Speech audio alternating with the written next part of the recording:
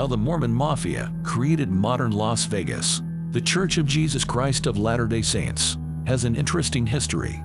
Did you know that Mormons erected the first permanent settlement in Las Vegas? They are also largely responsible for creating its mega casinos.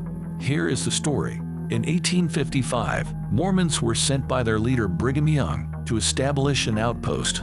It was supposed to be halfway between Mormon missions in San Bernardino and Southern California.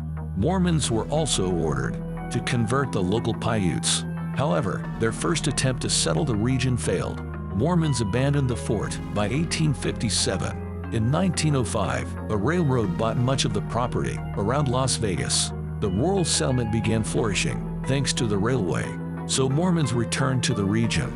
They set up homes in nearby Bunkerville, Mesquite, St. Thomas, and Overton. Eventually, they settled in Las Vegas too. By 1930, they comprised almost 10% of Las Vegas' population.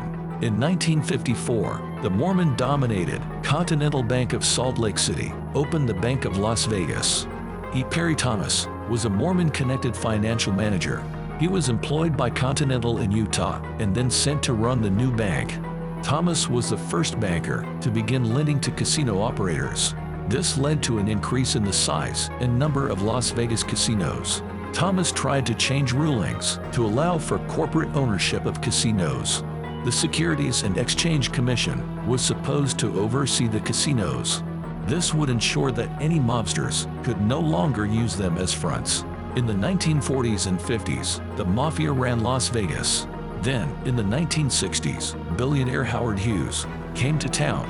He bought the hotel where he had taken up residence. He started buying up Vegas casinos, snatching them from the mob. Hughes had a team of executive assistants and advisors. They oversaw his business dealings. They were led by a Mormon named Frank Bill Gay. Like Gay, everyone on the team was Mormon. Together, they became known as the Mormon Mafia. Hughes liked Mormons because they didn't drink, smoke, or gamble. This meant that he could trust them. Hughes wanted his involvement in buying casinos to remain a secret. That's why a Mormon, E. Perry Thomas, officially acted as a buyer. This way Hughes purchased over a dozen mob-owned casinos. Thomas also initiated a change in Nevada state law. It allowed corporations to own and operate casinos. Thomas knew that corporate ownership would greatly increase the growth of the city. It would also weed out underworld influence. The new law had massive repercussions for the city. Corporate ownership actually helped create the new Las Vegas. Traditionally, Mormons have opposed gambling. However, many of them work in casinos in Las Vegas. They managed to find a workaround for this sin. The church's stance seems to be don't touch the dice. Mormons' power in Las Vegas also stretches into state politics. Many Mormons were appointed senators and speakers of the Nevada State Assembly.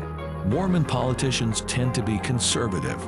They typically hold their offices for a long time. Thus, Mormons helped change the face of Las Vegas.